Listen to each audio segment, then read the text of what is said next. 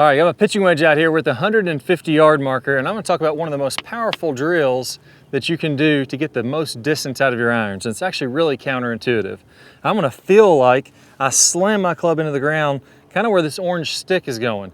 And then I'm gonna rotate through just like the pros are doing, and I can get some crazy distance. I can't wait to share it with you because I know it's gonna be one of the best iron drills that you'll see. Let's go ahead and give it a whirl. There we go, hit that one good. Q's got my Flight Scope X3 radar out. What do we see with the distance there? 157.5. So 157 yards with the pitching wedge. I can't wait to show you how to get that same kind of power in your swing. All right, so let's talk about one of the things that I see that just kills everybody's swing speed with their irons. And what happens here is we turn off our body. We don't get a lot of rotation through the shot. I see almost all players doing this. Then the hands and arms have to take over and kind of flip and push the club past their body. Ideally, what we'd have is tons of lag, really load the angle of this club up, and then rotate on through the ball as fast as we can. And as that lag releases, it's gonna be releasing in front of the golf ball. That gets the whip of the lag release, that lag releasing through the shot. That gets that club to kind of whip through contact and also gets you all the power from your body rotating through. Let me go ahead and walk you through kind of an intuitive or counterintuitive drill that's actually gonna get you these correct feelings. I promise you, you've probably never seen this before, and it's definitely not something that you would have come up with on your own. It was always surprising when I first saw this drill. So this is a drill from Harry Vardon way back, you know, I don't know what it'd be, late 1800s, early 1900s when Vardon kind of came on the scene. The drill from a couple of his books. I've seen this drill mentioned a few times online, but it's a really cool drill. Basically what you would do is set up with your golf ball, normal stance, normal ball position, and then I would put kind of a club going down the target line toward where I'm hitting the golf ball through the center of my feet. That's gonna be kind of where the center of this would be. And then I'm gonna put another stick kind of pointing toward the golf ball. Now the angle of this stick doesn't matter that much. It could be, you know, this angle, it could be that angle. It's just kind of a general idea of what you wanna be doing when you're making this swing. Now, what I'm gonna be feeling here is I'm gonna feel like as I make my downswing, my body's gonna rotate open. I'm letting my body whip on through, but I feel like I'm slamming my club and arms down, kind of lined up with this orange stick. So I'm slamming my arms down and I'm rotating through, and that's what squares it up. Now, a great way to feel this, if you have an impact bag, you can see just how powerful this is if I set this impact bag kind of on the intersection of that, and now when I set up to do this drill, again, I'm gonna feel like my hands and arms as I swing are just slamming this club down into the ground as hard as I can. I actually don't put the zipper up on your impact bag. You might actually bust through your impact bag because that's just how powerful your arms are. I mean, this is how you'd chop wood. You'd have crazy club head speed if you just slam this club down as fast as you can. But that's the sensation we're gonna have. Here, going to the top, and then I am trying to line that club up with that orange stick on the ground, and I am just slamming it as hard as I can down on the ground. I guarantee I could swing way faster than I ever could in a golf swing when I'm doing that. Now, once I've done that, say 10, 15 times, and you get familiar with that, I mean, you can hear the pop on that. I mean, it's got some real power when you're moving that way. Why can't we do that in a golf swing? Well, we can. The only difference in that drill and a golf swing is the rotation of the body. So as I start to slam my hands and arms down, at the same time, I open my body up. As my body opens up, now that brings the club face square through the target. So here, if I was to keep my body closed, like I talked about is a big problem with most golfers, I slam that club in the ground, I'm gonna be whacking into the stick back here. But as I open my body up, look how that brings the club forward. It brings it on plane, and now I can hit shots toward the middle of the green. So again, I'm just gonna slam this into the ground and rotate as hard as I can as I'm doing this. There we go, another good shot, just a little left center. Hit that one a little slightly off the toe, but not bad. That's gonna be over 140 yards probably. With a pitching wedge is not bad for a slight miss hit. So let's talk about a couple of the keys here that are really important when you're doing this drill. Number one, when you're throwing the club, feel like you have a good amount of lag. So what I mean by this is when I'm throwing this club down like this, I want to feel that sharp angle, just like if I was going to chop a piece of wood with an axe. Same motion. I'm letting that head lag behind, and I just let it fly at the bottom of the swing. So I'm not doing this. And to be honest, I wouldn't see anybody doing that if they just naturally let themselves try to hit this stick. But it really gets you this feeling of tons of lag. I mean, it makes it really easy to where I just swing freely, and that ball is going to have a lot of speed just because my club is lagging so much. I mean, it feels really, really tight, tons and tons of lag when I do this drill. So there, as you can see on camera, very sharp angle with the hands and arms. And again, those are pretty hard hit pitching wedges. Number two, once you start to add the opening, the rotating on through there, this is a big key for almost every golfer I see, because when you start to rotate open, what happens with most people? Oh, the club comes outside, I'm chopping this way into the ball, I'm coming down too steep, I'm coming over the top. As soon as I open up my body, I'm steeping over the top. That's where this inside swing comes from.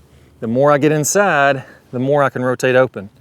Now, as you rotate open, when you're feeling like this, feel like your left arm is kind of cinched across your chest. If my hips, my shoulders, my body stops and I'm pushing through there, look how I get the chicken wing. My arm flies off my body. I don't want to do that. That's me stopping my body and feeling like I'm pushing with my hands and arms. Big separation here. If I do this the right way, as I open my body, I feel like if I stuck my hand between my armpit and my bicep of my left arm and my pec of my left arm into my armpit, so my fingers in my armpit, it would be so tight, so connected, that I couldn't even get my hand out of there. It should feel really cinched in there to where now you're super connected. That's going to help you to hit a lot straighter when you're doing this also. So again, you see how my arm doesn't fly off my body. I don't get a chicken wing when I'm doing this. There we go. And you see how I rotate all the way on through the shot. That's a lot of that because I'm coming through the ball. I'm opening up. I don't have to worry. I can open up as much as I want because the club is inside. Now it's tracking right down the line. Now, number three, what happens if I hit too far behind the golf ball? So a lot of times, let's go ahead and get rid of these sticks. You get the idea of the drill. A lot of times when you start to go more from the inside, that gets you wanting to hit behind this golf ball. The piece we just talked about is going to help with that. If I get this tight and I rotate everything open, that's going to, again, instead of me grounding out back here, that carries the club forward and it carries my divot in front of the golf ball every single time. If I was to close my eyes, I would still be able to hit that divot in front without even looking at the golf ball. It's just the natural momentum of my body is carrying it out in front. Number two, I want to feel like I get a little bit of a weight shift as I'm doing that. So now as I open up, everything's going to be in front of the golf ball. My divot is going to be in front of the golf ball. So as you're doing this, weight to the left, and again, focus on pinching that arm as you rotate. That's going to bring your divot out in front of this golf ball every single time. So feel like as you start your transition, even though you're throwing back here, your body is opening and getting up here. So it's two kind of polar opposites. One, your arms are throwing this way and your body's opening that way. When you put both those together, that's what kind of gets that slingshot approach to this drill. So let's go ahead and hit one more. Notice how the divot is going to be in front of the golf ball. There we go, and that one was really long, maybe one of the longer ones that I've hit because it was nice and solid. That one went all the way to the back of the green. What was the distance on that one, Q? 161.2. That's the longest one on there. So I'm telling you, if you do this drill, you're going to be able to, maybe you won't hit 160-yard pitching wedges, but I bet you'll hit them 10, maybe even 15 yards farther than you are now. Now, one sneak peek into something that I didn't hit on very much here, but I think is a really cool side effect of this. Whenever you open up your body, so if I get my body rotating open, notice how that gets my hands farther in front of this golf ball. When I rotate my body open like that, my hands are going to be leading and I'm actually taking a little bit of loft off this club. That's going to get me higher ball speeds and that's going to get me more distance. I'm going to even exaggerate that here and you'll see how my hands are leading the way coming through contact. There we go, and I see I hit that one really hard, but I took some loft off of it, and again, that one's going to be toward the back of the green, probably mid 150s on the flight there. But it wasn't because I was flipping. I had this secret kind of opening up, and that got my hands leading in front. So follow that key, and I guarantee you're gonna hit some of your farthest iron shots ever. Now here's the cool thing with this. What I talked about there at the end is when I open up my body, it's so much easier to get my hands in front. Now, there's a different focus you have when you're doing this. You actually want to focus on hitting in front of the golf ball. That's what we call the straight line release in the Top Speed Golf system. That means that whenever I open my body, my club is lagging behind, I hit this golf ball, and my club doesn't release until everything's pointing out in front.